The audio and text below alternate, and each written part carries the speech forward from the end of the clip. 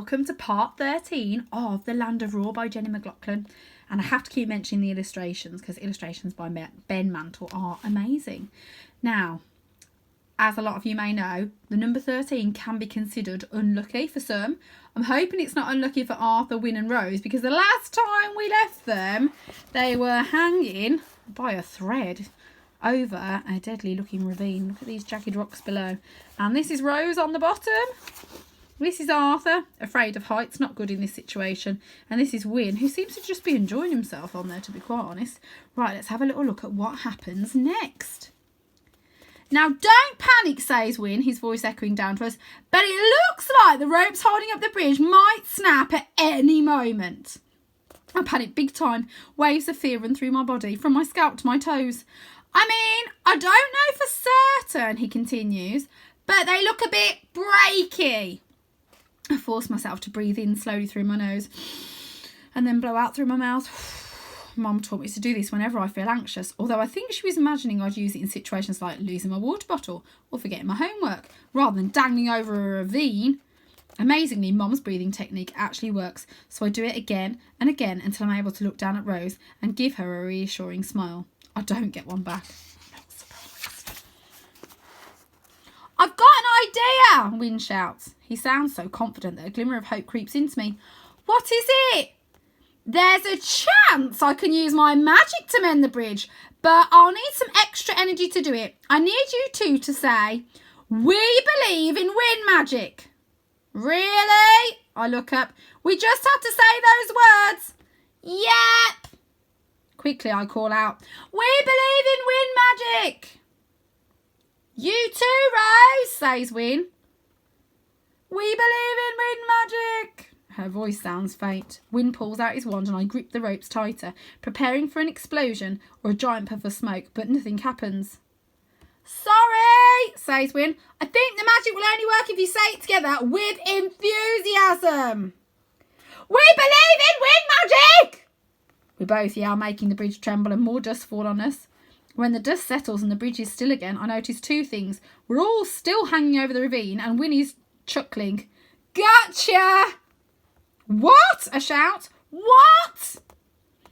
It was a joke, he says, still laughing. No way is my magic good enough to mend a bridge. Right, I say, trying and failing to control my voice. We've just wasted possibly the last minutes of our lives on Wyn's joke. Now what? How do we get off this bridge alive? Arthur, Rose calls. You're always making stuff up. You've got a telescope. You think of something. Are you ever going to stop going on about the telescope? Look, I'm not sure how much longer I can do this, or Arthur, I'm kind of counting on you. I hear the fear in her voice and I understand what she's saying. Wyn is incapable of taking anything seriously and a bit incapable generally, and Rose is putting all her energy into holding on. This is all up to me. So I think in a random way about weights and forces and pendulums until I come up with something that's fractionally better than nothing. We need to climb up one at a time. If we go together, then the bridge will swing round and the ropes might snap. When Wyn gets to the top, there will be less weight and he can hold the bridge steady while I climb. Then we both hold it still for you, Rose. Good plan, she says, and amazingly, she isn't being sarcastic. Go on, Wyn, but go slowly. I have been training for this for years, he says, and then he starts to climb the broken bridge, muttering, creepy, creepy, slowly, slowly. The bridge wobbles and I hold my breath until Wyn shouts, I've done it! I'm off the bridge, but you need to hurry up, Arthur. The ropes do not look good. His words fill me with adrenaline, and I'm suddenly so pumped I reckon I could get up and off this bridge in seconds, but then I remember Rose.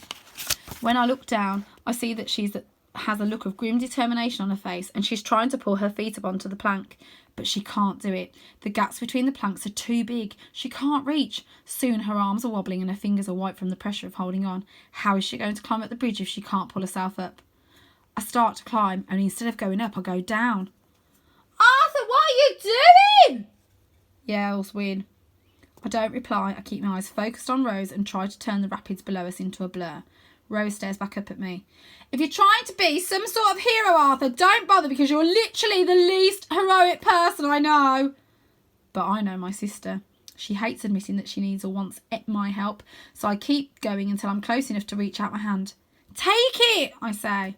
After a moment's hesitation, she reaches up and grabs hold of it, keeping my free arm wrapped around a plank. I pull as hard as I can. I can't help thinking of all the times Rose has beaten me in arm wrestles. Maybe she's been training me up for this moment. Just when it feels like my arm might snap, Rose lunges forwards, gets her fingers round a higher plank and swings her feet onto the bottom run of the bridge. For a moment, the two of us cling to the bridge as it sways. My arm throbs and my chest heaves as I fight to get my breathing under control. Hurry up! Yells Win, and then something red zooms past my head. Let's go, says Rose. Together. What? Like a twin thing? She shakes her head. Nothing as dorky as that, just a brother and sister thing. With Rose below me, we start to climb, our hands and feet moving in time so that the bridge stays still as possible. We don't talk, we just work together, and soon we're getting close to the top. Guys, the rope is like string. No, a thread, shouts Win. Hurry up. Hold on to it, I yell. I'm trying, but it's slipping through my fingers. We feel the bridge drop slightly and some rocks tumble past us. Then Win starts crying out, Rope burn! And Rose and I climb as fast as we can, getting closer and closer to Win's pain-stricken face. With a final burst of effort, I pull myself over the ledge of the ravine, scramble next to Win, then reach down and grab Rose's arm. Win takes hold of her other arm, and we start to heave. Before our feet are on solid land, the ropes snap. We pull Rose up just as the bridge crashes down into the river. Then the three of us stand in a trembling line, legs shaking, hearts hammering, and watch as planks smash on the rocks and the ropes are sucked into the foaming water. That was a close one. Win throws his arms around our shoulders. Did you see my magic? I magicked you up a rubber ring in case you didn't make it. You mean that red thing that flew past us? Rose shakes her head. It could have killed us, Win. But still, Win's eyes go wide. A rubber ring? Pretty amazing, I say. He sighs. It was better than amazing, Arthur. It was imaginary. Rose catches my eye and grins. She must be in shock because that is the first joke we've shared in months. And then she does another first. She turns and looks at Win, and I mean properly looks at him and says, Thank you for trying to hold me on the bridge, Win. Anything for the masters of Raw, he says, squeezing us close. When he lets us go, we stare across the deep ravine. That girl, Rose shakes her head. I thought she was cute. I wanted to help her. That's the Lost Girls for you, says Win, and now I guess we're going to have to keep following their deadly signs.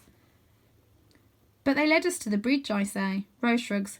What choice do we have? We can't go back the way we came. She's right. There's no bridge now. We're trapped in this half of the tangled forest. I wonder what the Lost Girls have got planned for us next, I say. Something painful, says Win, and very surprising. And that's when a twig snaps behind us. My arms are yanked behind my back and something rough is thrown over my head. Next, my hands are bound so tightly I cry out. The screams and shouts coming from each side tell me that Win and Rose are being tied up too. Everything goes quiet when Win says, I, for one, found that very surprising. Quiet, snaps a small, hard voice. Stella wants a word with you, and if she doesn't like what you've got to say, you'll get smashed up, just like that bridge at the bottom of the ravine. She ends her speech by doing a mad gurgling laugh. And the rest of our captors join in too. The demonic giggling, combined with the fact that it's coming from somewhere below my shoulders, tells me that we've finally found the Lost Girls. Well, says Rose, as small fingers prod my back, forcing me to start walking. This is what we wanted to happen. I guess, I say, and then a foot kicks the back of my knees, sending me tumbling to the ground. Nice one, Audrey, squeals a voice. He fell in bird poo, loads of it. And then they start laughing all over again. Goodness, they sound brutal. Chapter 28. After a long, hot walk through the forest, my arms are untied and my hood is yanked off my head. I find myself staring at a red-headed girl who has a mean expression and is wearing shorts and a vest with a panda on it. An elaborate collection of loom band bracelets are arranged at both of her wrists and she's chewing on a twig. No, a bone. She takes out the bone, reaches up and prods me in the middle of my forehead. State your business, boy. She looks 8, 9 at the most, but her steely eyes belong to someone much older. Yes, I say, blinking in the sunshine. Our business. She's flanked by a pack of girls who look similarly grubby and tough. Each of them has bracelets on their wrists, but none have anywhere near as many as their leader. Hey, boy! Another girl steps forward and shoves me in the chest. She has to shove me in the chest. She can't reach any higher. When Stella speaks, you reply. A quick glance at Rose tells me that she's decided to leave all the talking to me. So I blurt out, Croaky's taken our granddad and we need you to help us rescue him. Oh, do you? Stella says, eyebrows raised and the other girls collapse in giggles. Yes, we do, I say, then I stand a little taller. Do you know who we are? I know who you are, all right. You're Arthur and Rose Trout, Masters of Raw. She says these last words with a sarcastic curl of her lip. Don't speak to them like that, protests Win. They're here to help us. Stella glares at him. Croaky has been terrorising us for ages, and they just left him to it. We haven't seen them for over 2 years. It's actually been 3 years, 3 months and 21 days, says Win helpfully.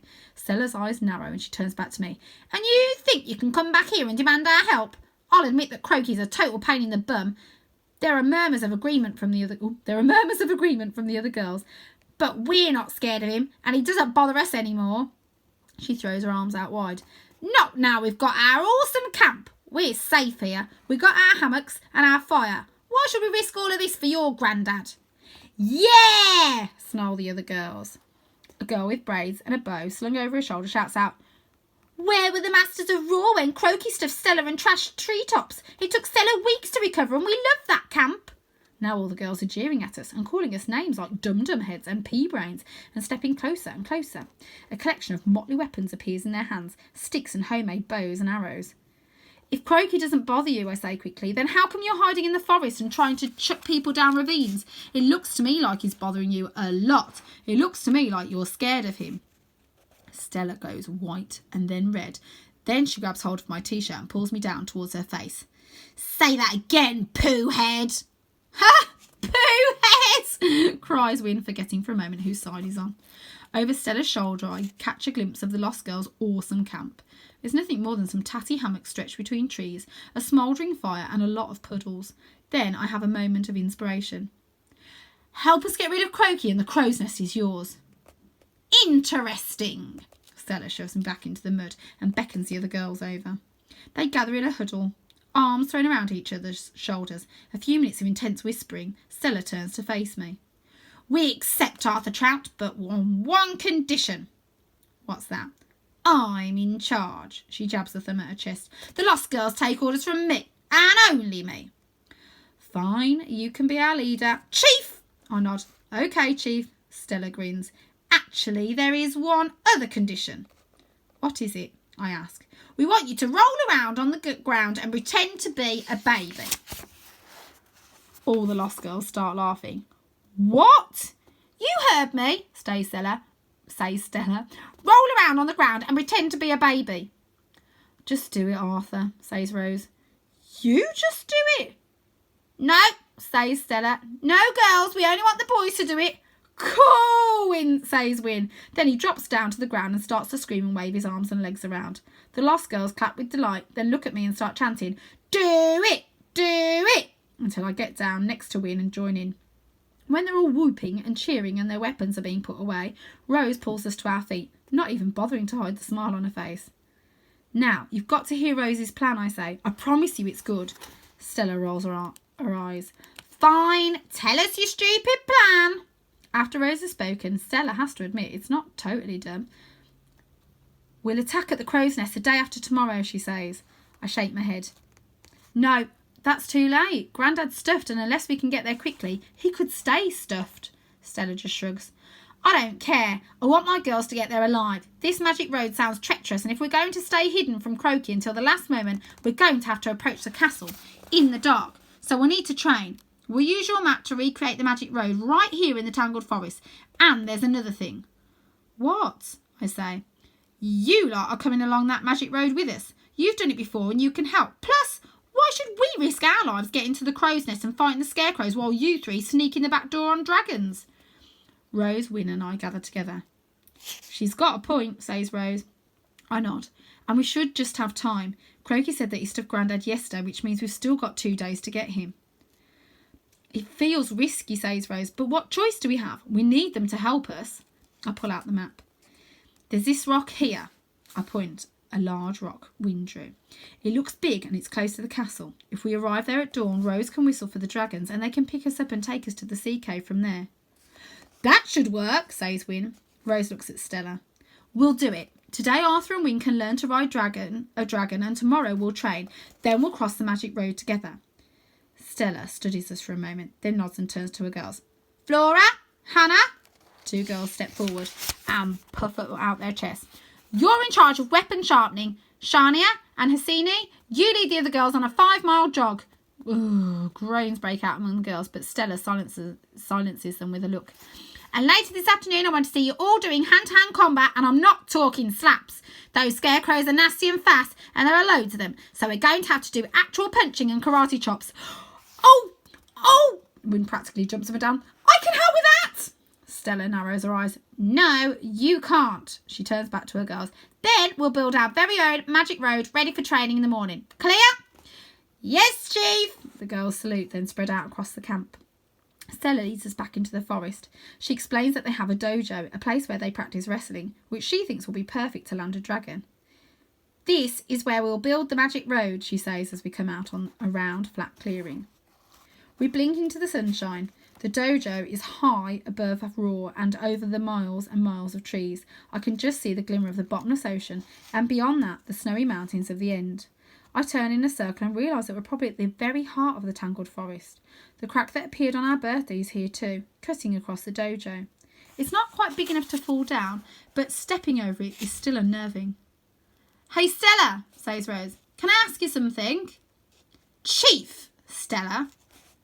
Right, Chief Stella, have you seen Mitch around? She's a mermaid witch, about my height, blue hair, magical tail. And a bad temper, says Stella. That's her. Stella shakes her head. I bumped into her down at the Archipelago about a year ago. We had a fight over some mushrooms. Her scowl suggests Mitch might have won. Rose nods and scuffs her foot into the dusty dojo. And you've not seen her since? No, but a lot of things have gone missing since you stopped visiting. Maybe she disappeared down the crack. To emphasise a point, Stella takes a rock and chucks it into the split in the ground. Or Mitch could be out in the Archipelago, I say quickly. Or maybe she went to the end. Rose doesn't say anything. She turns on her heel and walks to the far side of the dojo. Then she puts her fingers to her lips and does a quick whistle, just like you'd use to call a dog. This is how Rose always used to summon the dragons, and as long as she was standing outside, it seemed to work every time. The 4 of us gaze at the empty sky, and my stomach squirms as I think about my journey dangling from Pickle's claws. I'm wondering if Rose's whistle has worked when I see 2 specks on the horizon. The dragons shoot through the air, covering miles in seconds, beating a path straight towards us. Sweat prickles my skin and I take a couple of deep breaths. I nudge Win. You reckon we can do this? You and me? Learn how to fly a dragon? Ahead of us, Pickle snaps at his brother and Vlad retaliates with a nip at Pickle's tail. Suddenly they're tumbling through the sky and the air is torn apart by their screeches. Pickle clamps down on a wing and a jet of fire shoots from Vlad's jaws. Should be pretty easy, says Win, stepping back from the flames. Like riding a horse, I reckon. Or a unicorn. Have you ever ridden a horse or a unicorn? No. Have you? He asked. I shake my head. Oh, well, riding a dragon's probably more like riding a bike, and we've done that loads of times. Our dragon riding skills are going to be imaginary, Arthur. Next to me, Rose snorts.